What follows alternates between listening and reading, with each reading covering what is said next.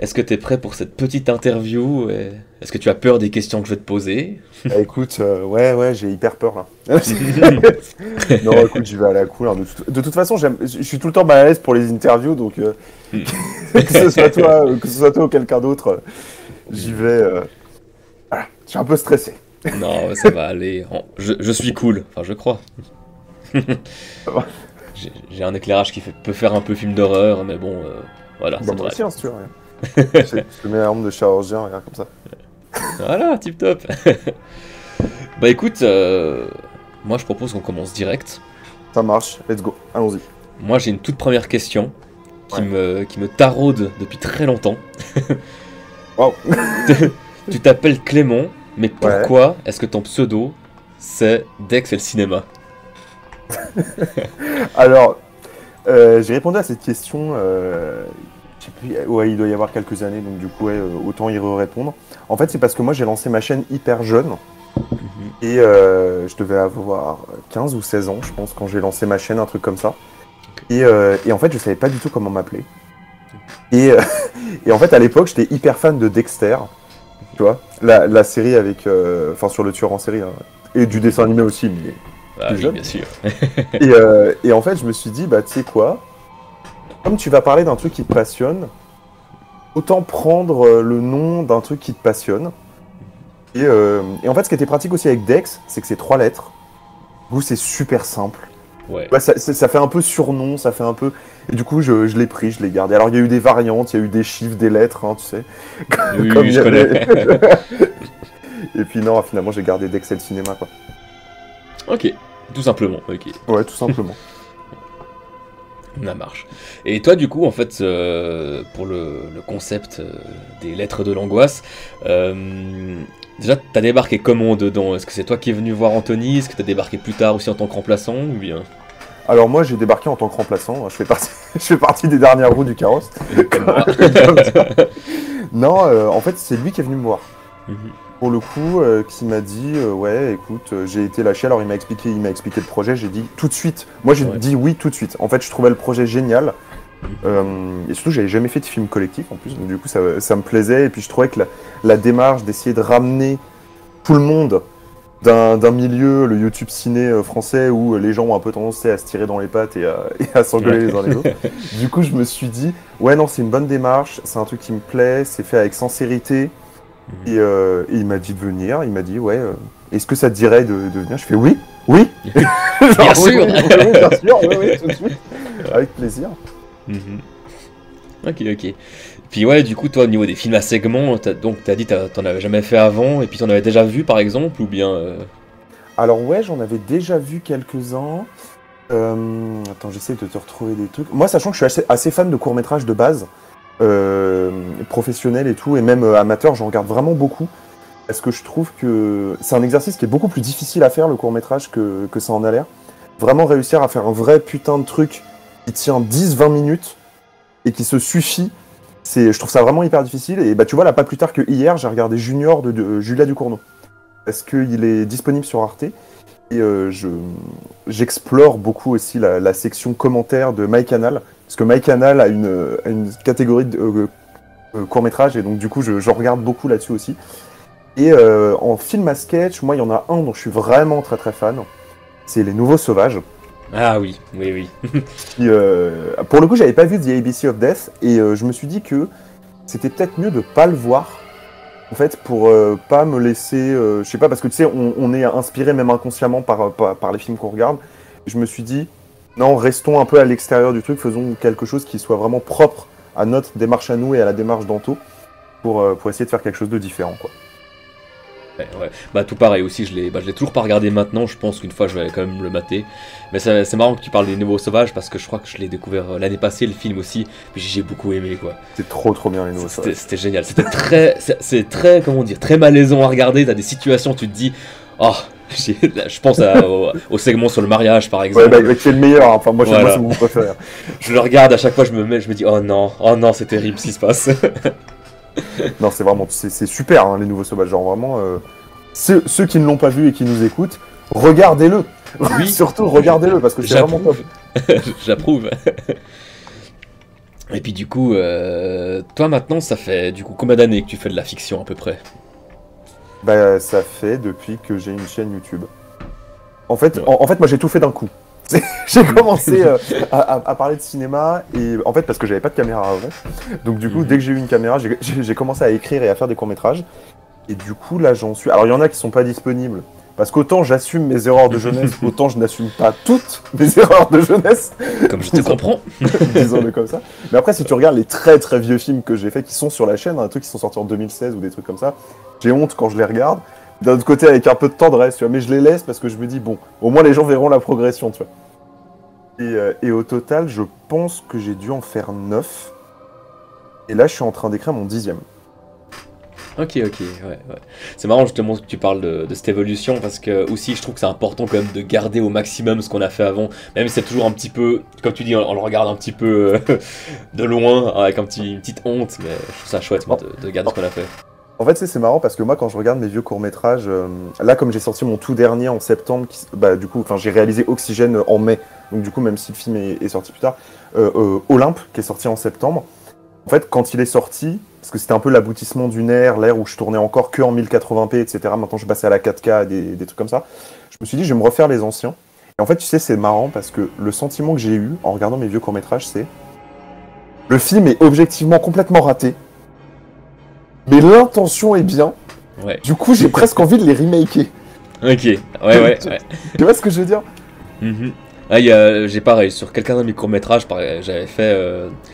Il y a un concept dont je suis totalement fan, sans me vanter de ce que j'ai fait. En gros, c'est une organisation de faux témoins qui vont sur des scènes de crime, qui sont payés par des criminels pour. C'est trop bien comme idée. C'est ça, et en fait. Bah, tu l'as déposé cette idée parce que tu devrais pas m'en parler. Hein. Si tu l'as pas déposé, tu viens en production, hein, monsieur. Il faut déposer ces trucs. Hein. Et donc du coup en fait cette idée j'en ai fait une web série, j'en ai fait 3 épisodes et quand je la regarde il y a des trucs dont je suis très fier et d'autres je vois techniquement encore aujourd'hui je vois que c'est à la ramasse et je me dis un jour je vais réutiliser ce concept, je sais pas quand, je sais pas comment mais j'adore cette idée et j'ai envie de la réutiliser. Donc je comprends complètement ce que tu dis à ce niveau là. Et c'est marrant que tu parles de Olympe parce que j'avais justement des questions sur Olympe tu vois. Oui, parce que oui, je suis allé un petit peu espionner du coup ce que tu avais fait, ce que j'avais raté, tu vois. Oui, parce que justement, ce que je trouve intéressant dans ta démarche, que je trouve, enfin, tu me diras après, c'est que Olympe, ça nous laisse complètement le choix de l'interprétation au final. Et moi, c'est une démarche que j'aime beaucoup. Et j'ai l'impression que j'ai retrouvé un petit peu ça dans ton segment pour les lettres de l'angoisse, dans le sens où ce qui arrive à la personne dans ton court-métrage Oxygène, on voit ce qui lui arrive, mais on comprend pas vraiment les raisons de ce qui lui arrive. Je sais pas si toi tu sais ce qui arrive à cette personne. Alors en fait, moi c'est parce que il y a un truc qui... Alors, il y a plusieurs choses. D'abord parce qu'en documentaire, je trouve que c'est toujours beaucoup plus fort d'écrire une situation très précise plutôt que de vouloir faire un truc en arc avec des ellipses par exemple. Je trouve ça beaucoup plus intéressant souvent de faire un truc très resserré qui se passe sur très peu de temps. Parce que comme ça, tu peux vraiment faire une vraie proposition et en maîtriser tous les tenants et les aboutissants, sans que les gens ils se disent trop « Ah ouais, mais bon, c'est un court-métrage, on attend le long-métrage pour avoir toute l'histoire vraiment. » Et en fait, ouais, du coup, moi, il y a un truc qui me plaît. C'est le in medias res. Tu vois, moi, quand j'étais gamin, j'ai regardé Star Wars, j'ai regardé les Star Trek de J.J. Abrams aussi. Et en fait, ce qui m'a beaucoup marqué dans ces films, c'est au départ, t'as aucun contexte. Alors après, on t'explique. Tu vois, bien sûr. Mais la première scène arrive, tu comprends pas qui sont ces gens, ce qu'ils font là, t'es directement embarqué dans le truc, et je trouve que ça... Et t'as qu'un seul truc pour te raccrocher au film, c'est ton émotion, en fait. Tu te dis, ok, il se passe un truc pas bien, donc je vais m'investir dans le film, tu vois. Et moi, c'est une démarche qui m'intéresse beaucoup, et même pour le cinéma d'auteur, tu vois, par exemple, si on prend, je sais pas, par exemple, The Lobster de Yorgos Lanthimos, je sais pas si tu l'as vu. Non, je l'ai pas vu pour le coup, non. C'est pas très grave parce que en fait la première scène du film, c'est une scène qui n'a rien à voir avec la suite du film, qui pourrait se suffire en court-métrage absurde à elle-même. Et en fait, c'est complètement immédiat stress. C'est l'histoire c'est une femme en fait qui va buter un âne dans un champ. Ok. Donc tu ne comprends pas qui est cette nana, tu ne comprends pas pourquoi elle bute cet âne. Tu comprends rien, on sait pas où on est, enfin, on sait rien. Et du coup, t'as que deux trucs, c'est la situation et les plans. Et ça en fait, pour moi, c'est du cinéma presque absolu, en fait. Tu vois, quand t'as plus que ça, vraiment le minimalisme, le minimalisme, le minimalisme. Et bah moi, humblement, c'est ce que j'essaye de refaire tout en mettant un peu une histoire à chaque fois. Parce qu'en fait, j'ai toujours l'impression que quand on veut t'expliquer des choses, ça te détourne, en fait. C'est de la distraction. Par rapport... parce que tu vois, dans Oxygène, par exemple, donc c'est le mec suffoque. Qu'est-ce qu'il a? Est-ce qu'il a le Covid? Est-ce qu'il fait une crise d'asthme? Est-ce qu'il a une... Moi, je pensais à une embolie pulmonaire, tu vois, en l'écrivant, mais est-ce que te le disant, ça change quelque chose? Pas du tout, effectivement, voilà. Tu vois. Au film, et c'est juste, je me disais, ok, c'est l'histoire d'un mec qui suffoque. Et comment est-ce qu'on communique ça à un spectateur, tu vois? Comment est-ce qu'on fait prendre conscience à des gens qui n'ont pas vécu cette situation-là de qu'est-ce que ça peut être de se sentir étouffé et de sentir que tu n'es plus capable de respirer. Et en fait, je me suis dit, ouais, si je fais autre chose, si je rajoute des personnages, si je nomme les autres personnages, si je fais plus de plans, si je fais tout un contexte, qu'est-ce qui lui arrive, où ils sont, on est quel jour, parce que oui, si ça se passe le jour de Noël, ça raconte autre chose. Mais en fait, est-ce que tu vois, imaginons ça se passe le jour de Noël, par exemple. Le mec est tombé de table, donc t'as des bouts de bûche, je sais pas, autour de sa gueule, ou le sapin qui est tombé avec lui dans le plan. Est-ce que ça change quelque chose, en fait? Tu vois ce que je veux dire? Complètement, ouais. C'est super intéressant. Et justement, tu parlais de respiration et d'oxygène, et bah, je dis pas ça parce que je t'interviewe et j'ai dit la même chose à Alexandra Mignin ce matin. Toi, ton court-métrage a fait partie de mes 3-4 préférés, justement. Parce que moi, tout ce qui est respiration, mais y a pas de problème. Parce que tout ce qui est respiration, tout ce qui a trait à ce niveau-là, moi, c'est quelque chose qui me touche énormément. Et donc, c'est vrai que quand il y a le tien qui a débarqué, moi, pendant les deux minutes qui durent, 2 minutes 30, quelque chose comme ça, j'étais à mon siège accroché comme ça. Parce que bah, c'est une peur qui marche complètement sur moi, quoi. Et tu sais, c'est intéressant parce que dans les critiques négatives que le film a reçues, parce qu'il il en a reçu des très positives et des très négatives, en fait. Il n'y a pas vraiment d'entre-deux. Je pense que personne ne se fout de ce film, en fait. Ce qui me fait plaisir, tu vois, même quand tu te fais détester beaucoup, c'est les gens, ils disent « ça fait pas peur ». Et t'as des gens, tu vois, qui après disent « ça me terrorise ». Et du coup, bah, je pense que il y a des gens qui sont hyper angoissés par le corps et par les trucs qui peuvent se passer, tu vois, tu vois, tout ce qui est les organes et les choses comme ça. Et il y a des gens, ça leur fait pas peur du tout, ils s'en foutent. C'est comme les gens, tu sais, qui préfèrent l'horreur épouvante à l'horreur physique. Tu vois, qui ont beaucoup plus peur des fantômes que de films de Cronenberg, par exemple, ou qui vont beaucoup plus être mis mal à l'aise par L'Exorciste que par Titan. Tu vois. Genre, moi je trouve ça intéressant parce que moi c'est plutôt, bah, logiquement, je suis plus dans l'horreur du corps. Tu vois, parce que moi, les fantômes, bon, ça reste quelque chose, bah, ça m'angoisse pas trop, tu vois. Ouais. C'est aussi ce que j'ai voulu faire un truc qui, moi, me faisait peur, tu vois, plutôt que de faire une histoire de fantômes. Et du coup, maintenant que tu as joué combien de fois? 32 fois cette prise? Est-ce que tu as encore plus peur de t'étouffer ou bien? Non, mais en fait, en gros, pour tout te dire, si j'ai fait ça, c'est parce que ça m'est déjà arrivé. Donc du coup, en fait, en gros, quand j'étais gamin, je faisais des énormes crises d'asthme. J'étais très très très asthmatique, où c'est vraiment, quand tu fais une crise d'asthme, c'est go hôpital, tu vois. C'est pas le petit pchit, enfin l'inhalateur, c'est vraiment on va aux urgences, et on te met un masque, et voilà, tu vois. Et donc en fait, ce truc de... Quand j'ai vécu, en fait, quand j'avais 14 piges, j'étais dans la bagnole de... Je crois que c'était ma mère qui m'emmenait, ou mon père, enfin peu importe. Et en fait, ça se serre,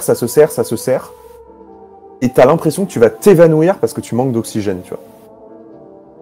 Et ça, c'est vraiment badant.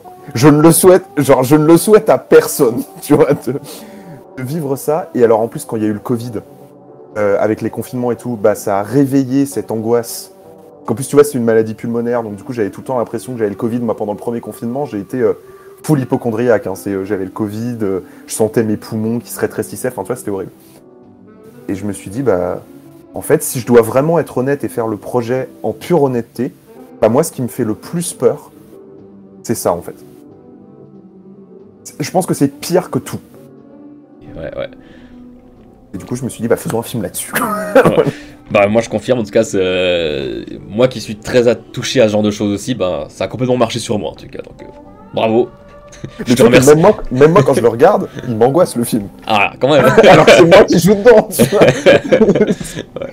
Même moi, il me va bien. Hein. D'ailleurs, t'avais dit que c'était la combienième prise, c'était la troisième, c'est ça? La quatrième, ouais, La quatrième. j'ai gardé la quatrième. Mais tu sais, moi, je suis un malade, donc. Mhm. En plus, là, comme je jouais, j'étais pas derrière le cadre.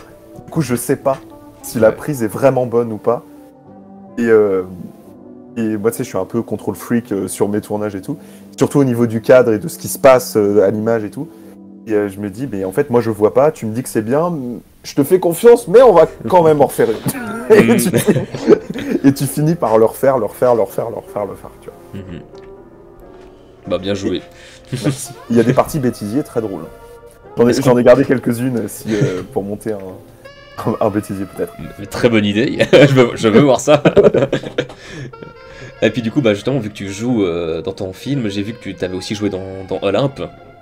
Et du coup, toi, tu vois comment cette façon de réaliser le tout, mais en même temps de devoir passer devant la caméra sans avoir justement ce contrôle, tu le vis assez bien ou c'est compliqué quand même, hein? Bah, en fait, c'est compliqué et en même temps, c'est pratique parce que, je vais pas te mentir, la seule raison pour laquelle je fais ça en vrai, c'est parce que ça me fait un acteur de moins à diriger.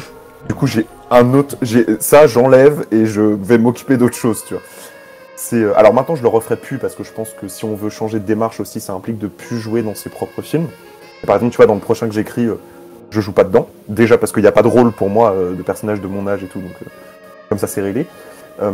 Mais ouais, non, c'est... Et en fait, je sais pas, c'est... Comme j'écris l'histoire, et je me dis, bah, autant la jouer moi-même, en fait. Enfin, pourquoi demander à quelqu'un d'autre? Parfois, ça marche bien. Parfois, ça marche moins bien. Du coup, je le referai pas dans certaines situations. Là, en l'occurrence, je savais le jouer. Ouais. Genre, pour le coup, le truc. Donc, je me suis dit, bah, écoute... Et surtout, va expliquer à un acteur... Alors, non, tu t'étouffes mal. Ouais. T'imagines la conversation avec le gars? Non, mais mets un peu plus de... quand tu je vois.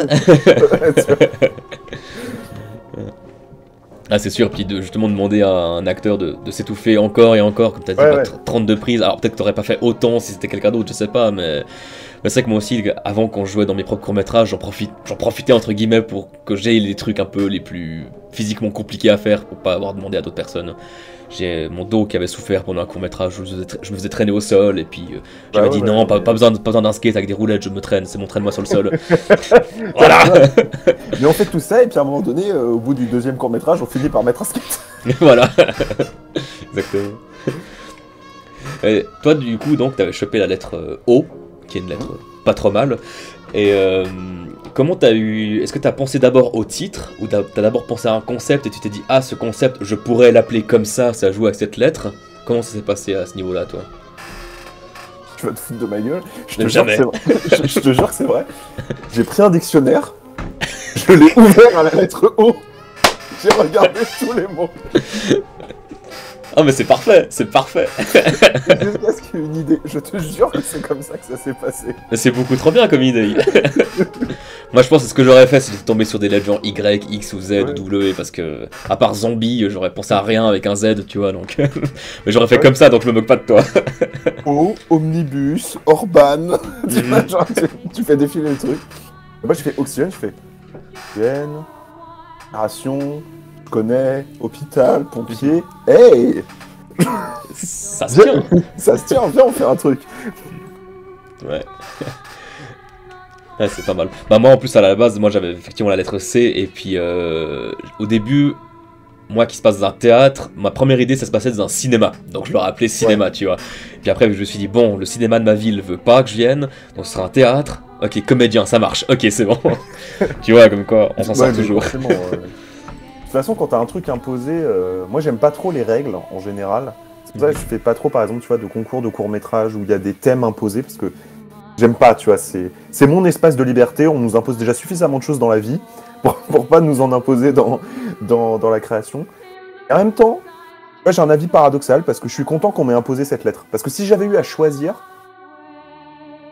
la démarche n'aurait pas été la même et peut-être que ça aurait été moins intéressant, tu vois, ce que j'aurais. Tu vois, qui moi m'aurait moins intéressé. que j'aurais fait. J'aurais peut-être choisi plus la facilité ou j'en sais rien. Et puis du coup, j'avais vu dans ton vlog du 17 octobre, tu vois, j'ai tout observé, hein. T'as vu ça? J'ai fait un travail de recherche. J'ai dit quoi comme connerie, vas-y. Non, mais tu dis pas de conneries, pas du tout. T'avais dit que une fois que tu finissais de monter ton court-métrage, une fois que tout était fait, t'avais au bout d'un moment une sorte de distance qui se crée avec lui, t'avais plus envie de le voir. Et ça, c'est quelque chose que je comprends complètement, effectivement, quand t'arrives au bout, que t'as passé des heures et des heures et des heures sur le montage. Ouais, à la fin, t'as plus envie de le voir, hein, c'est ça. Surtout que tu peux même plus le voir vraiment, tu vois. Encore pour Oxygène, c'était relativement simple parce que il n'y a pas de montage. ça paraît logique. Tient, ouais. Et le mixage son est relativement complexe parce qu'en fait, t'as que. Enfin, simple, je veux dire, parce que t'as que 3 ou 4 bruitages dans le film. L'oscillo, le bruit du masque, et. Enfin, tu vois. Alors que par exemple, dans Olympe, je ne peux plus le regarder à cause du mixage son. C'est que, en fait, je vois tous les changements, je vois tous les bruits, je vois tous les changements, parce qu'en plus c'est un film avec un son spatialisé, donc du coup je fais, là on va passer à gauche, là on va passer à droite, tac, fondu un peu plus long, machin, et en fait c'est... Je peux même plus vivre mon propre film. Tu vois ce que je veux dire ou pas? Ouais, complètement. Là je comprends complètement ça, c'est terrible. Et c'est vrai que le son spatialisé, j'avais bien tilté parce que je l'ai écouté avec un casque justement, donc je disais, ah, j'aime bien ça. Moi j'adore ça. Du coup, dans un autre contexte, sur les 26 courts-métrages qu'il y a eu, lesquels sont tes préférés? Je vais pas te demander ceux que t'as détestés parce que ça se fait pas, mais... Ouais, non, surtout faut être un peu corporate, tu vois. Voilà, exactement. Un groupe. Alors, ceux que j'ai vraiment... Moi, je trouve que objectivement, celui qui est le meilleur, c'est celui d'In the Panda. Celui qui est écrit en russe. Oui, je crois que c'est du russe. Ouais. Parce que ce qu'il a fait, c'est hyper dur.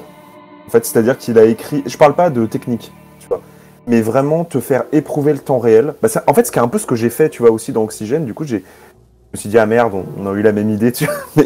Mais en même temps, lui, il le maîtrise, et lui, c'est beaucoup plus long. Et il y a toute une conversation, les personnages ne font que parler. Et en fait, il a tellement bien réussi, par l'écriture, à retranscrire tout cet imaginaire de casting de films porno et tout, parce que ayant déjà regardé des films porno, je l'assume devant toi, je vois très bien de quoi enfin, quel type d'image est-ce que ça génère et quel type d'échange il y a. Et en fait, j'y ai cru à mort. C'est-à-dire que quand j'ai regardé les films, j'ai fait putain, il est fort. Après, bon, après le plan séquence, après... Moi, je suis pas fan de l'image glitchée, par exemple, tu vois. Et moi, je trouve que justement, son film aurait été encore mieux sans l'effet d'image. Genre, si on avait vraiment juste gardé l'image un peu dégueu, tu vois, mais sans les effets de transition en glitch. Parce que ça te sort. Parce que tu sais qu'il les a rajoutés. Parce qu'une vraie image, ça fait pas ça. Enfin, ça glitche pas comme ça, tu vois, et tout. Mais, et puis son actrice, elle est super. Comment ça part en snuff. Enfin, j'ai vraiment trouvé ça super. Et, parce que j'ai trouvé ça impressionnant, en fait. Et l'autre que j'ai beaucoup aimé. Après, il y en a plein qui sont bien. Il y en a que j'ai trouvé beaucoup moins bien. Il y en a que j'ai trouvé techniquement vraiment pas bon. Il y en a que j'ai trouvé nul. Mais c'est normal dans un film à sketch. Mais celui qui m'a vraiment beaucoup impressionné aussi, c'est celui de Sans pseudo, Hanté. Parce qu'il a dirigé un chat. Et que c'est con à dire pour celles et ceux d'entre vous qui nous écoutent et qui n'ont jamais fait de film, mais diriger un animal sur plusieurs plans et raccorder pour que tu aies l'impression que ce soit logique, les mouvements de l'animal et tout, ça a dû lui prendre des semaines. Et je crois qu'il a dit qu'il avait tourné le film sur 4 semaines ou un truc comme ça. Et ça m'étonne pas. Au bout du deuxième plan avec le chat, je fais « Oh putain !» tu vois toute la masse de travail et tout. Moi, j'ai tourné un plan une fois avec un chien. Et il fallait qu'il s'assoie et qu'il l'aboie. Donc, c'est pas hyper compliqué. Ça m'a pris 4 heures. Oh là là, oh, c'est terrible. Parce que justement, je le disais aussi ce matin à Alexandre Aminien, je lui disais, c'est vrai qu'un chien, à la limite, il est à peu près dressé. Tu peux lui faire comprendre ce que tu veux. Mais un chat, j'ai 2 chats chez moi. Ouais, ils s'emmerdent. C'est ça, exactement. Peut-être qu'ils comprennent ce qu'on dit, mais tout ce qu'ils répondront, c'est miaou. Qu'est-ce que tu veux que je te dise? Non, mais vraiment. Et donc, il y a vraiment ces deux-là, pour moi, ils sont. Et puis après, t'en as. Techniquement, le premier, c'est le plus réussi. Parce qu'elle a tourné à la raid et parce qu'il y a une vraie direction de la photo et parce que voilà, enfin, je veux dire, ça pète à la gueule. Et après, ceux qui m'ont vraiment marqué beaucoup, j'ai beaucoup aimé, alors je me rappelle plus comment il s'appelle, mais j'ai trouvé que l'idée de celui où la caméra est fixée à la bagnole, j'ai oublié comment il s'appelle celui-là, ça c'est pareil, tu vois, c'est une pure idée de mise en scène. C'est un truc qui est... Le concept est vraiment bien. Après, je trouve que le film aurait pu être beaucoup mieux. Mais parce que forcément, tu vois, maintenant c'est facile à dire, c'est fait, tu te dis ouais, moi j'aurais pas fait comme ça, si moi je l'avais fait, ça aurait été beaucoup mieux. Mais je trouve que l'idée est vraiment bonne et je trouve que ça crée une espèce d'ambiance très particulière et d'image très particulière et vraiment pour ça, chapeau aussi quoi. Ouais, oui, j'ai trouvé aussi. C'était Yeux sur la route, je crois que c'était ça. Yeux sur la route. C'était celui-ci, ouais. D'ailleurs, là, tu parlais de celui d'In the Panda, justement, avec cette. Je sais plus comment t'as dit, mais cette rythmique du réel, enfin, où tu suis vraiment un truc en réel. Et ça me fait penser justement à la question que je voulais te poser avant, mais que j'ai oublié. T'avais parlé d'un projet de court-métrage, je crois qui était en cours d'écriture, qui s'appelait 9 minutes 42, c'est juste? Ouais. C'est ça? Ok. Toujours d'actualité le projet, ou bien. Alors pour l'instant, c'est en pause. Parce que j'ai eu une autre idée. En fait, maintenant, je suis en train de bosser avec une co-scénariste. Donc, en fait, là, le film sur lequel... tu vois, Exclu, parce que j'en parlerai dans le prochain vlog, je te fais une exclu. Le prochain film sur lequel je bosse, c'est un thriller fantastique. Donc, du coup, registre que j'ai jamais fait. Donc, ça va parler de voyance, il va y avoir des scènes d'hallucination et de choses comme ça. Donc voilà, je suis en train de... Voilà, je travaille avec une co-scénariste dessus parce que c'est un milieu que je connais assez mal et du coup, comme je veux faire un truc plutôt crédible et plutôt respectueux aussi, parce que c'est pas parce que tu fais un film d'horreur qu'il faut pas être respectueux avec les domaines que tu traites.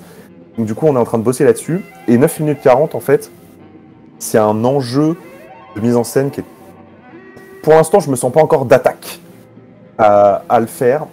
Juste pour ceux qui ne verraient pas ce que c'est, du coup, en fait, 9 minutes 40, c'est le délai moyen que mettent les pompiers à arriver au domicile d'une victime après un appel aux urgences.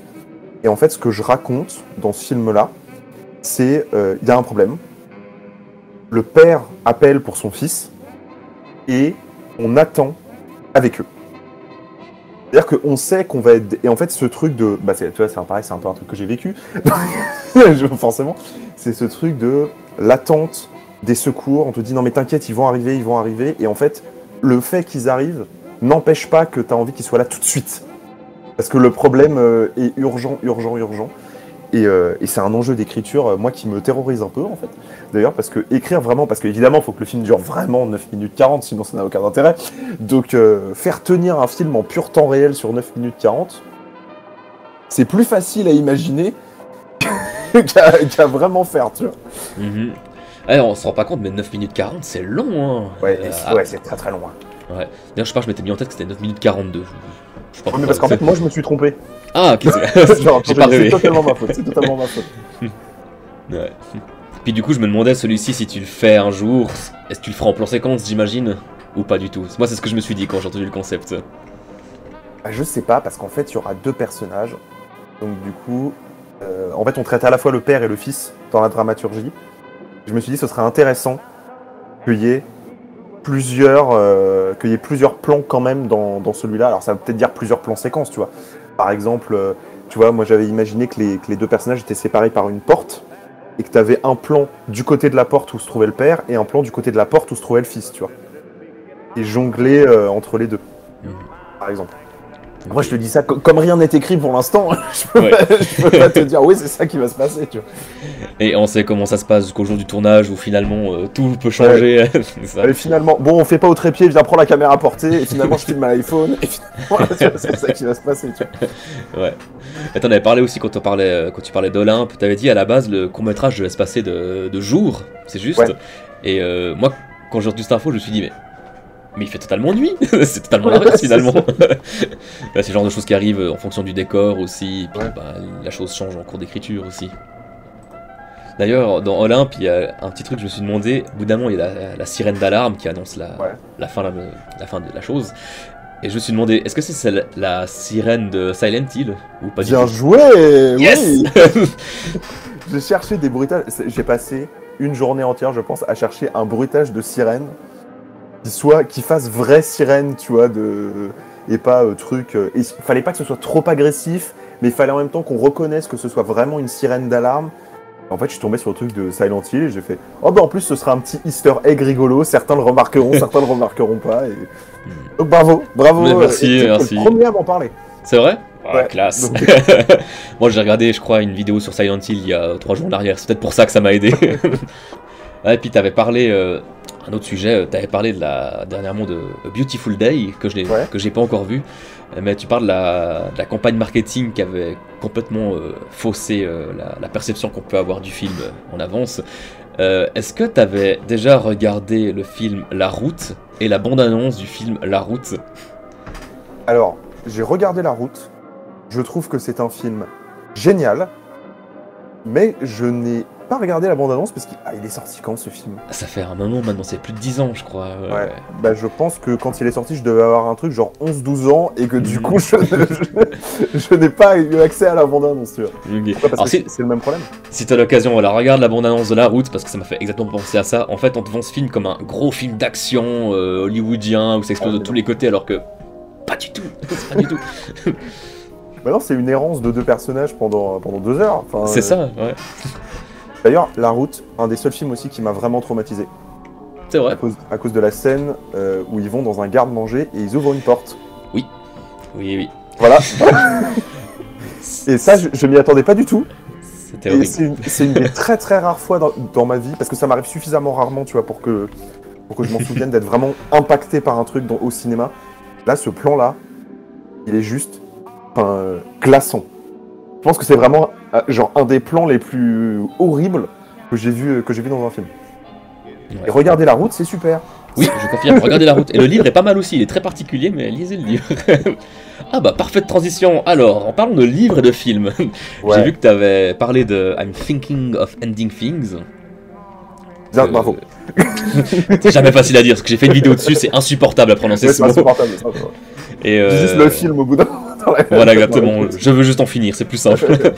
Et aussi, j'ai beaucoup aimé, c'est avec ce film que j'ai découvert le travail de Charlie Kaufman, en fait, que je connaissais pas du tout avant. Et est-ce que t'as lu aussi le bouquin de I'm Thinking of Ending Things, ou pas du tout? Absolument pas. Donc, quelles sont les différences avec le film? Parce que c'est un film très cinématographique. Hein. Ouais. Alors justement, quand j'ai vu le film, je me suis tout de suite dit, je veux lire le bouquin, je veux voir comment c'est à la base. Et il y a pas de grosses différences, mais quand tu lis le bouquin, tu dis, je vois pas comment je peux adapter ça au cinéma. Et tu vois comment Charlie Kaufman s'est dit, on va faire ça comme ça plutôt. Et en fait, il a gardé la même ambiance. Il a réussi, malgré l'étrangeté du livre, à avoir quelque chose de très proche. Donc, je sais pas si t'es un grand lecteur ou quoi. Ouais, je lis énormément. Bah parfait. Si un jour t'as l'occasion, essaie de le trouver et puis tu verras, c'est génial. Bah, franchement, avec plaisir. Surtout que moi, je trouve toujours intéressant de lire les livres sur les films après avoir vu le film, pour voir les choix qu'a fait le metteur en scène, ou la metteuse en scène d'ailleurs. T'avais aussi parlé justement par rapport à Charlie Kaufman, t'avais parlé de Cinedoc New York, Cinecdoc New York, je sais jamais comment on doit prononcer.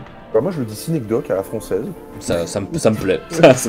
Et alors je l'ai regardé aussi il y a pas longtemps parce que justement dès que je m'étais rematé I'm Thinking of Ending Things et je me suis dit bon je vais regarder tout ce qu'il a réalisé le gars. Et puis alors le film je l'ai regardé, j'ai pas réussi je pense à bien rentrer dedans, j'ai vraiment envie de le revoir donc je pense que je vais me le refaire prochainement. Et il y a aussi Anomalisa que t'as toujours pas vu, c'est ça? Non, toujours pas. Alors si t'as l'occasion, moi je l'ai beaucoup aimé Anomalisa.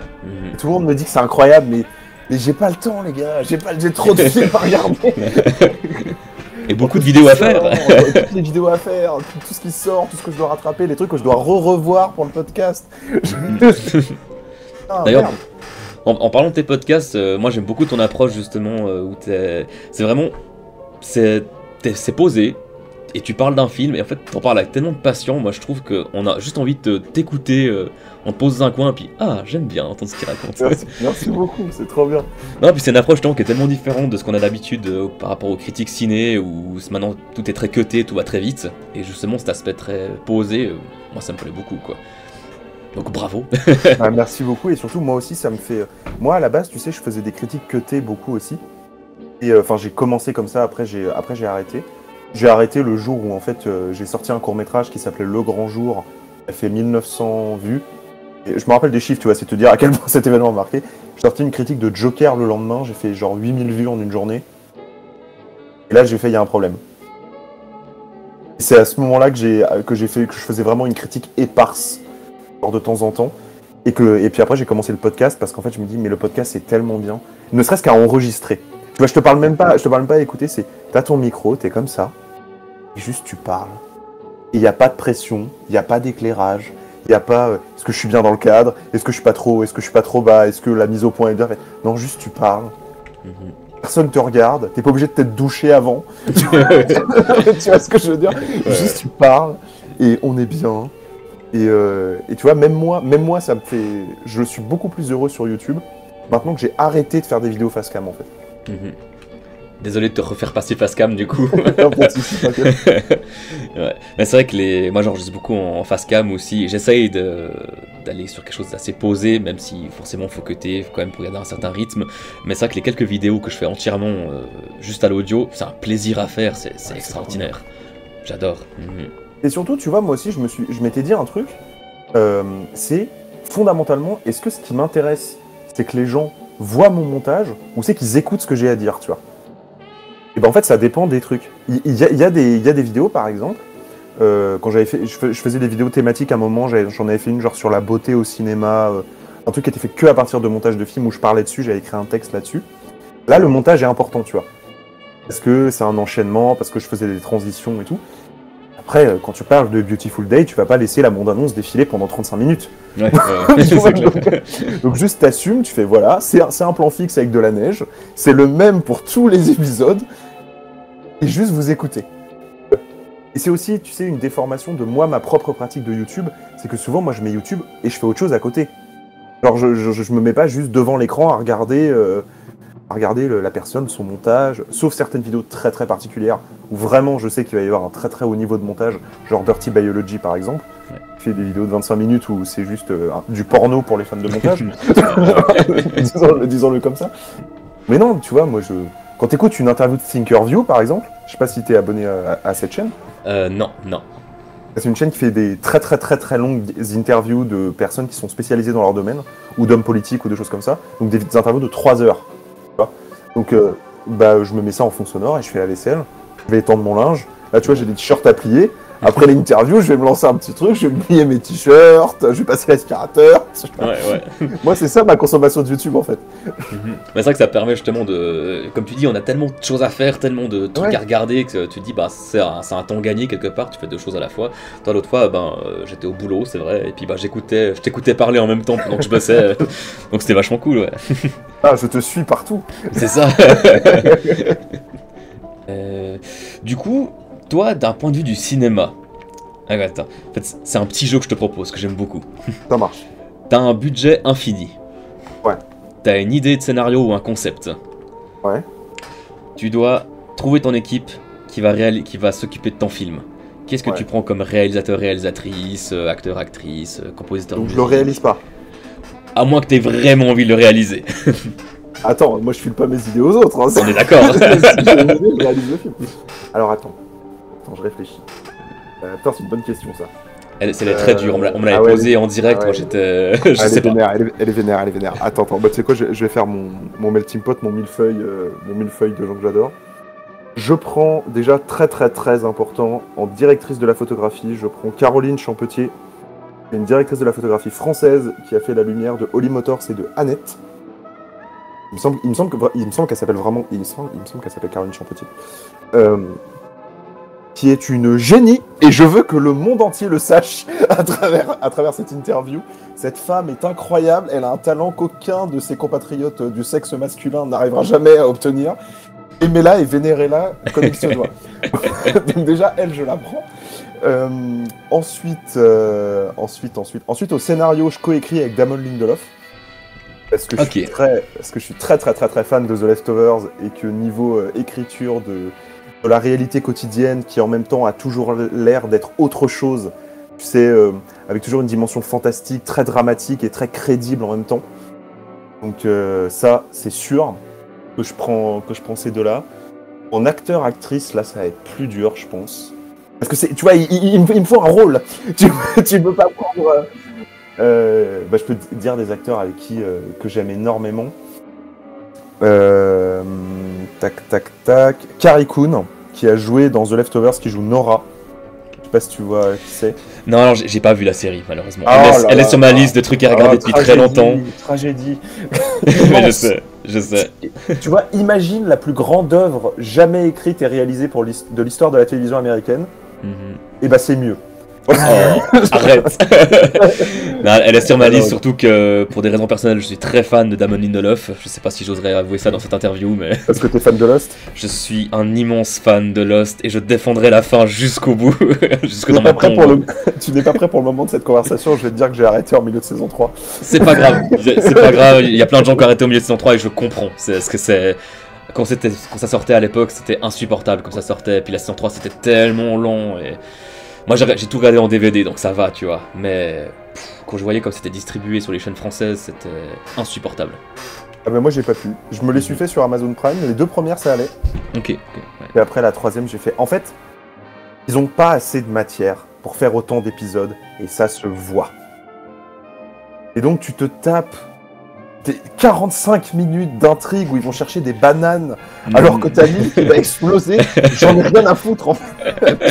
Mais je comprends complètement, mais je pense que je suis absolument pas objectif avec Lost parce que c'est la première série qui m'a fait aimer les séries.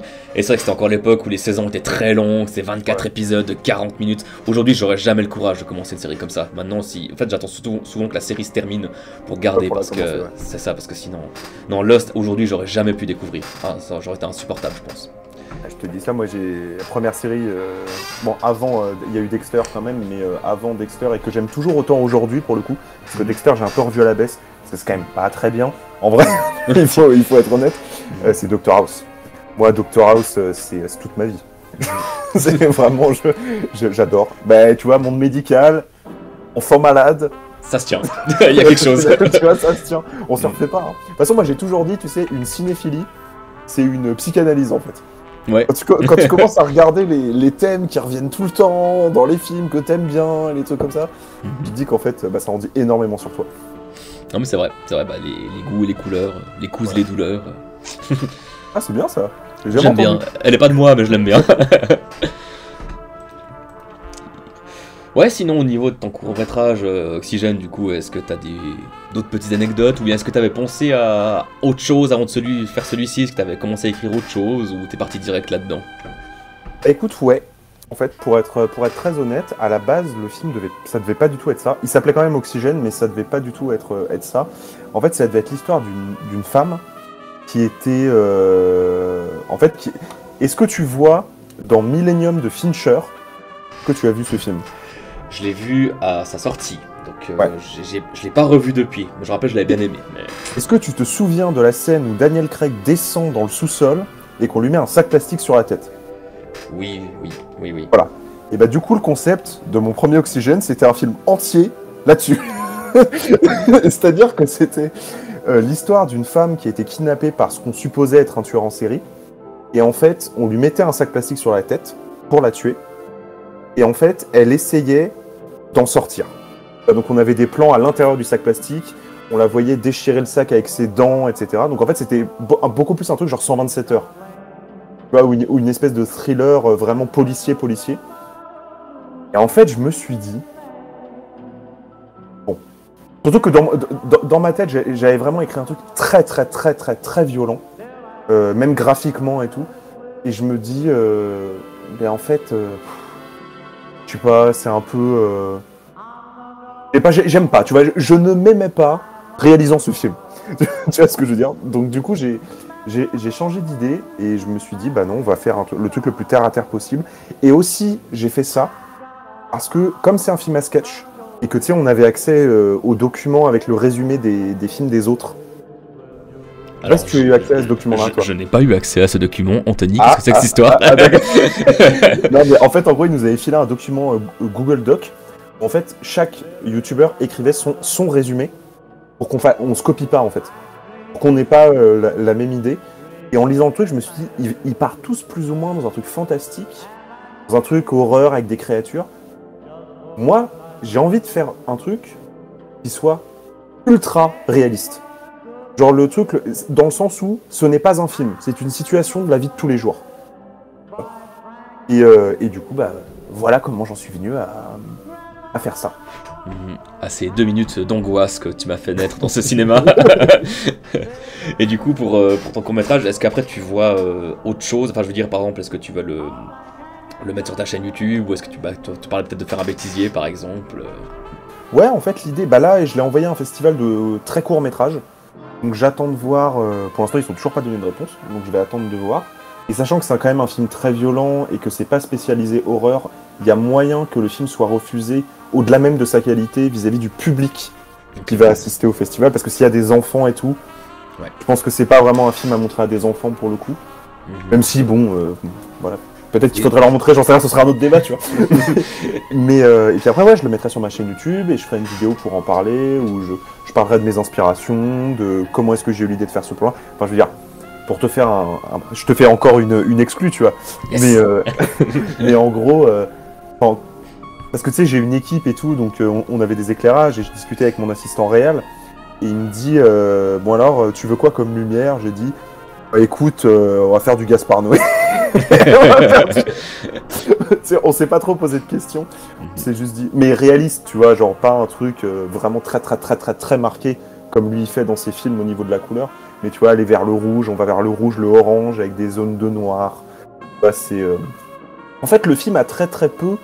Comment dire? Comme j'ai vraiment conçu un truc hyper minimaliste, hyper simple, hyper simplicité qui m'a été reprochée d'ailleurs. Tu sais, on me disait oui, il a fait un truc très simple, etc. Mais en fait, j'ai fait un film sur une émotion.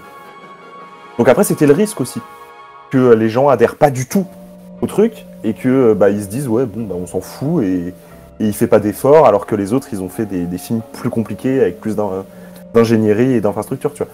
Que je peux comprendre aussi, tu vois, comme critique, mais ça me dérange pas parce que c'était une proposition. Et je l'assume. Et moi, je trouve que cette simplicité, justement, comme tu dis, bah, moi, je l'ai trouvé complètement maîtrisé. Mais après, bah, comme on parlait au début des critiques, effectivement, il y en a des qui adorent, des qui détestent. Et Ouais. tout dépend des goûts de chacun, quoi. Après, là où je suis d'accord avec Anto, pour le coup, sur un truc, tu sais, il a tweeté il y a pas très longtemps sur le fait que il trouvait dommage que les critiques négatives sur les lettres de l'angoisse soient beaucoup vis-à-vis du ressenti envers certains youtubeurs. Je sais pas si t'as dit ça. Et en vrai, moi aussi, je trouve ça dommage. Parce que parfois, t'as l'impression qu'il parle plus du contenu de ta chaîne YouTube que de ton film. Tu vois ce que je veux dire? Mais en même temps, ça va peut-être paraître bizarre ce que je vais dire, mais je voulais le dire quelque part. Donc je le dis chez toi. En même temps, moi, les trolls sur Internet, ils m'avaient manqué. Oh. non mais tu sais, parce qu'on les avait plus vus depuis quelques années, il n'y en avait plus trop. Moi, quand je faisais des vidéos, quand j'avais 15-16 ans et que je faisais une critique, je sais pas, de Zero of None, dès que je disais que j'avais pas aimé, on m'envoyait des MP pour me dire suicide-toi. Ouais. Tu vois? Enfin, je veux dire, c'était une autre époque, c'était une autre façon de voir le truc. Et moi, ça me manquait un peu. Et quand j'ai lu notamment une critique sur Sens Critique, où je me fais défoncer dès le premier paragraphe en me disant lui, c'est une merde. De toute façon, il fait rien. Alors, c'est de toute évidence quelqu'un qui n'a rien vu de ce que je fais et qui ne regarde plus du tout ce que je fais maintenant. Enfin, voilà. Mais quand j'ai vu ça, je fais ah tiens, ça me rappelle les commentaires que j'avais quand j'avais 16 ans, tu vois. Ça m'a fait un peu du bien, quoi. Ouais. C'est vrai que j'aime bien, moi je suis assez taquin justement, et les quelques vidéos où je me suis fait un peu défoncer, c'est souvent, je l'ai un peu cherché vu que je me suis amusé à parler de Star Wars, surtout la dernière trilogie, j'en ai parlé en bien, j'ai osé sur certains aspects bien sûr, et du coup forcément, sauvé, hein. C'est ça, moi, encore une fois, je défendrai la fin de Lost, mais je défendrai également Star Wars épisode 8, que je trouve très bon. Bon. Mais attends Sandro, objectivement c'est un très bon film. Après tu peux discuter du respect de la mythologie de Star Wars, ou de la démarche de est-ce que c'est intéressant de faire un film dans un vaisseau. Mais en fait ça après c'est des choix de narration. Enfin, après si t'aurais aimé que le film soit différent, tu parles pas du film, tu parles d'un film qui n'existe pas. Exactement, c'est ça. Et objectivement le film, alors il est pas parfait du tout. Non, bien sûr. Mais enfin c'est quand même, c'est le moins pire on va dire. Oui, c'est très bien dit, voilà. Disons-le comme ça. Ouais, et c'est vrai que du coup, moi, quand j'avais fait ma vidéo, je l'avais appelé comment? J'étais déjà taquin au moment où j'ai sorti, c'était... Ah merde, mais c'était... Attends, je vais dire ça tout de suite. Recherche en direct. C'était un truc du style... que veulent les vrais fans, ou un truc comme ça. Ouais, mais forcément, tu les cherches, tu vois. Je les avais un peu cherchés sur le coup, et du coup, quand je l'ai vu, le torrent de caca que je me suis pris, j'ai refait une seconde vidéo que j'avais appelée Les vrais fans en parlaient. Bref. Mais tu sais, moi, pour pallier à ça, quand j'avais fait ma critique de Star Wars 9, où je m'étais d'ailleurs promis de ne plus jamais parler d'un film Star Wars sur cette chaîne. Après, pareil, au bout d'un moment, après, j'ai fait 3 vidéos, et la troisième, je me suis dit, bon, stop, ça sert à rien, de toute façon. Non, mais tu sais, j'avais vraiment fait une intro, genre de 2 minutes, où j'avais dit, écoutez, j'ai compris que de toute façon, quand on parle de Star Wars, en fait, c'est comme si on vous parlait de catholiques ou de musulmans. En fait, on n'est pas du tout en train de parler de cinéma, vous êtes en train de me parler d'autre chose, de votre amour pour un univers. Sachez que dans cette vidéo, vous parlez à quelqu'un, donc j'y suis allé à fond, hein, qui n'aime pas Star Wars, qui n'en a rien à foutre de savoir si c'est dans le comics de l'univers étendu, qui regarde un film tourné avec cette caméra, avec tel plan, avec tel découpage, monté sur tel logiciel. Moi, c'est ça dont je vous parle. Ouais, je pense qu'il faut juste, tu vois... Et tu vois, moi, j'aimais bien recevoir des trucs... vraiment des trucs méchants. Mais parce que c'est... Comment dire? Parce que c'est bête, en fait, dans sa méchanceté. Quelqu'un qui est vraiment méchant est toujours bête, en fait. C'est parce qu'il veut pas comprendre, il essaye pas de comprendre, il te donne pas le bénéfice du doute, juste il t'insulte. Et moi je dis, je reveux des suicide-toi parce que t'as dit du mal de telle chose. Je veux qu'on remette au jour ça, tu vois. Ouais, ça te manque presque. Bien sûr, ça me manque presque. Bah attends, t'imagines, le matin je me levais, j'étais énervé, et du coup j'ouvrais l'onglet YouTube pour aller répondre en commentaire. Je dis quoi? Comment toi? C'est une partie de ma jeunesse. Hein. Ouais. C'est génial. Je suis nostalgique. Ouais. C'est vrai que du coup, les critiques que j'ai vues, effectivement, surtout sur Sens Critique, c'est vrai que les critiques positives je trouve la plupart sont très bien construites. Il y a eu des critiques très, très constructives, vraiment segment par segment. Et c'est vrai qu'il y en a d'autres qui n'ont pas aimé tout le film et qui l'ont bien montré aussi à leur manière. Après, ils ont le droit, hein, par contre. Tout à fait le droit. Exactement. Et je suis le premier à dire que mon court-métrage, il est tout sauf parfait. Vraiment, moi, quand je le vois à chaque fois, je vois toutes les lacunes techniques énormes, comme j'ai raté ma lumière et tout. Et donc moi, je sais que quand on défonce le mien, je le vis bien, tu vois, j'ai aucun problème à ce niveau-là, en tout cas. Moi, il y a un truc que j'aime pas dans certaines critiques vis-à-vis du film. Et alors là, c'est très personnel et c'est beaucoup plus général. Ce que je vais dire pour le coup, c'est que aujourd'hui, Internet, en général, attention, t'es prêt ? Discours de jeu de la vieille sur YouTube. Aujourd'hui, avec la professionnalisation des youtubeurs, on attend du contenu qui est créé sur Internet une qualité technique professionnelle. Parce qu'aujourd'hui, le contenu que les gens regardent, c'est des contenus qui sont soutenus par des boîtes de production qui louent du matériel professionnel avec des techniciens professionnels. Et donc toi, aujourd'hui, alors c'est pas du tout la majorité des spectateurs, évidemment, ce que je suis en train de dire, mais il y a des spectateurs qui te disent « Ouais, c'est pas bien parce que techniquement, c'est pas bien. » Mais attends, moi je suis étudiant, j'ai pas de quoi m'acheter une caméra à 10 000 € qui filme en 6K, en fait. J'ai pas de quoi m'acheter une mixette qui coûte 1 000 € et une perche et de payer un technicien. Ou alors, tu vois, ou un pote, parce qu'un pote qui serait gentil, qui ferait la perche, bah ouais, mais il sait pas percher. Tu vois, donc il faut que tu ailles chercher un professionnel. Et excusez-nous, en fait. Excusez-nous d'être économiquement limité. Et tu vois, et moi j'aimais beaucoup Internet avant, justement, avant que ça se professionnalise vraiment, vraiment, vraiment beaucoup. Parce que justement, il n'y avait pas cette discrimination à l'argent et aux moyens des créateurs. Alors après, évidemment, il y a plein de gens qui créent du contenu sans argent et tout, bien sûr. Mais tu vois, ce que je veux dire, c'est que ça a implanté chez une certaine partie du public l'idée que le minimum, c'est du contenu 4K. Ouais, mais une caméra 4K, ça coûte 1000 balles. Minimum. Minimum. Et mettre 1000 € dans une caméra, quand t'as pas de boîte derrière, quand t'as pas de fond, quand tu dois nourrir une famille, quand tu dois payer ton appartement, bah, je suis désolé, mais c'est pas rien, en fait. Et moi, la seule chose que je demande, tu vois, vis-à-vis de mon film, vis-à-vis du tien, vis-à-vis de ceux des autres, c'est pas du tout qu'on nous dise qu'on a fait des bons films, ou que c'est bien mis en scène, ou que c'est bien écrit, ou que c'est bien joué, mais qu'on ne nous reproche pas de ne pas avoir les moyens techniques d'une équipe professionnelle. Ça, vraiment, c'est le truc qui m'énerve. Et c'est revenu quand même un peu. Tu vois. Et notamment sur les gens qui te disent « Ouais, moi, mes préférés, c'est cela, cela, cela ». Ah ouais, ceux qui sont tournés avec une caméra 4K. C'est vrai que c'est quelque chose qui ressort pas Comme mal. par C'est hasard. ouais, c'est ceux qui techniquement sont un peu au-dessus, donc ouais. Mais c'est vrai que comme tu dis exactement, ça s'est tellement professionnalisé le milieu YouTube avec les grosses têtes qui justement ont des boîtes de prod derrière que ben nous derrière, petits vidéastes amateurs ou en formation, d'un point de vue technique, on fait pas le poids entre guillemets à ce niveau-là en tout cas. Surtout, on peut pas. On peut pas. Enfin, je veux dire, même si on voulait, on pourrait pas. Ouais. C'est Après, tu peux louer, bien sûr, mais c'est quoi? Louer, c'est 75 € par jour pour un Sony Alpha 7 III. Donc 75 € par jour, en âge de 2 jours. Tu montes à... Calcul. Et après en plus il faut quand même un technicien, voilà, un technicien ou une technicienne qui sache utiliser le matériel aussi, mine si de toi rien. tu sais pas l'utiliser, enfin voilà. Donc, Exactement. Voilà. c'est pas si facile que ça de créer. Et tu vois, c'est pour ça que moi je suis toujours pour la création, de toute façon. C'est-à-dire, moi dans le film, enfin dans les lettres de l'angoisse, il y en a plein que j'aime pas en fait. Il y en a plein vraiment que je trouve vraiment mauvais. Tu vois, si j'étais objectif. Et en fait, juste, c'est des gens qui ont osé faire un truc alors qu'ils en avaient pas les moyens. Et juste ça, en fait, c'est beau. et juste ça se suffit à soi-même, en fait. Et après, ils s'amélioreront, ils se trompent, on recommence. Moi, quand tu regardes mes premiers films, ils sont à chier. Même Olympe, je vois que les défauts, alors que c'est un film que j'ai fini il y a 2 mois, tu vois. Ouais. C'est voilà, on s'améliore, c'est bon. Arrêtez de nous reprocher de pas avoir de thunes, bande de capitalistes de merde. C'est si bien dit. Et oui, moi j'approuve complètement justement cet aspect. Moi je me moquerai jamais de quelqu'un qui essaye justement. Bah ouais. Moi je suis toujours pour que les gens créent parce que pour moi créer c'est tellement important, créer des histoires, créer des chroniques, ce que tu veux. Pour moi c'est tellement important que voilà, quelqu'un essaye, je vais jamais me moquer de lui. J'en remets une couche aussi, tu me permets. L'argument qui moi me fait un peu rire du « Ah là là, ils critiquent mais ils sont incapables de mettre en place les choses qu'ils critiquent ». Attends. Ouais.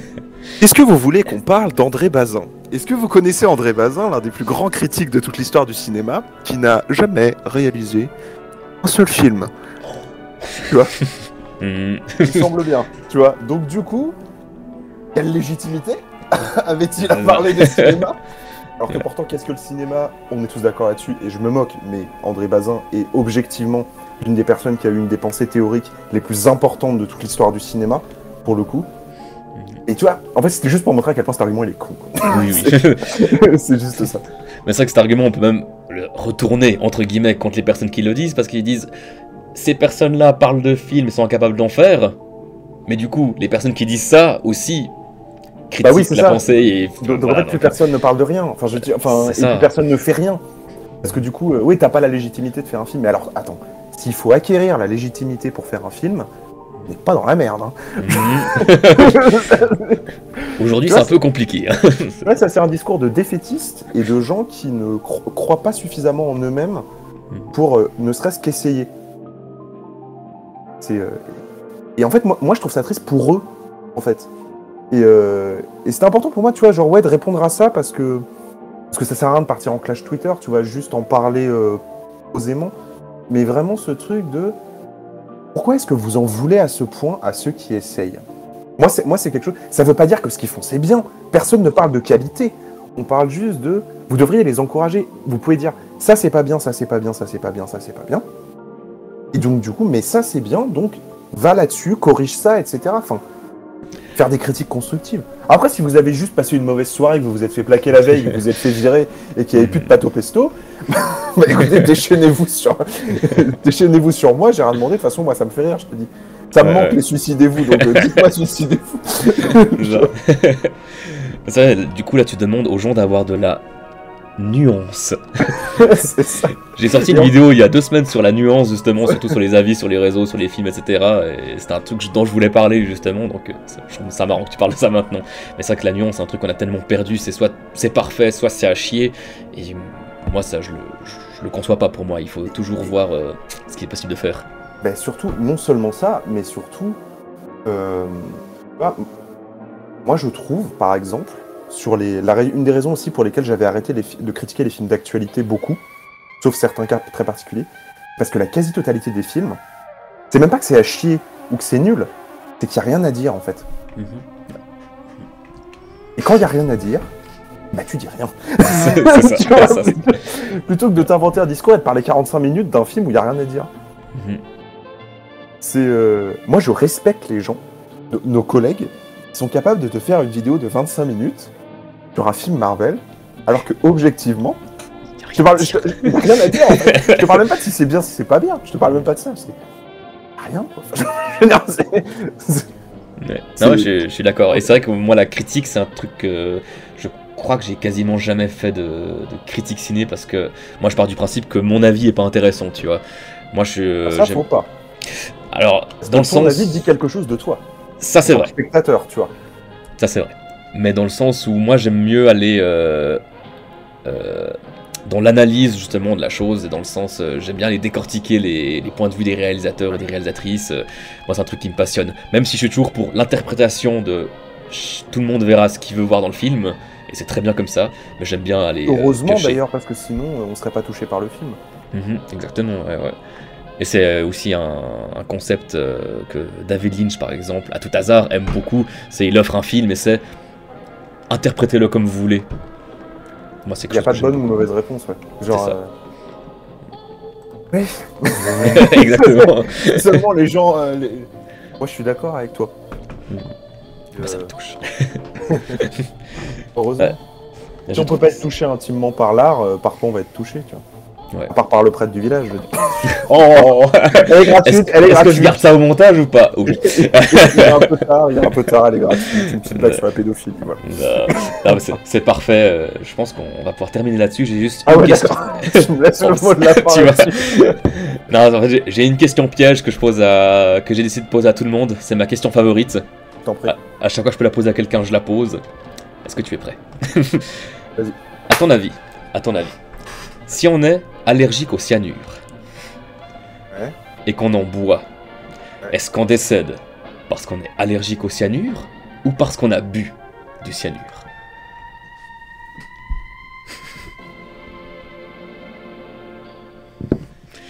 Je pense que la réponse à cette question n'a pas beaucoup d'importance. Ça se tient, c'est une très bonne réponse, je l'accepte. Logiquement, je te dirais qu'on meurt de l'allergie parce que la réaction allergique est plus rapide, quoique je ne sais pas en quelle vitesse est-ce qu'on meurt d'un empoisonnement en cyanure. Enfin, dans les deux cas, le résultat est le même. Ouais. Bah, j'accepte la réponse, y a pas de problème. De toute façon, il n'y a pas de bonne réponse, je crois pas. Ouais, c'est ça. Ouais. C'était d'ailleurs dans les Nouveaux Sauvages où au bout d'un moment il y a quelqu'un qui pose la question le poison pour les rats il est périmé, mais est-ce qu'il est plus ou moins efficace du coup? Ouais. C'est juste. Ouais, il y a c'est tout à fait ça. Bah écoute, moi je crois que j'en ai fini avec les questions que j'avais prévues. Ah, merci beaucoup. Merci à toi. Et tu es quelqu'un de très sympathique à qui parler, à écouter. Merci beaucoup, toi aussi. Merci. J'essaye. Donc, bah écoute, moi je dis merci beaucoup, puis au plaisir de pouvoir se recontacter pour un projet ou de se recroiser quelque part sur les internets. Ouais, non, mais puis même si tu veux, je sais pas si t'as envie d'un sujet et tu te dis, viens, on va chatter avec Clément pendant 1h30, on va dire des conneries, on va se marrer. Ça me va très bien. Tu m'appelles et on parle de ça. Et en plus, ce soir, on n'a pas de bière, malheureusement. Ouais, putain, on chinerait par écran interposé. Voilà. Ça marche. Bah écoute, je te remercie beaucoup. Bah de rien. Et puis bah je te souhaite une bonne soirée d'avance. Et puis bah à la prochaine. Puis t'hésites pas Merci si beaucoup. quoi que ce soit. Très bonne Ça soirée à toi aussi. Ça marche, toi aussi. Ciao. Sandro. Ciao, ciao. Merci.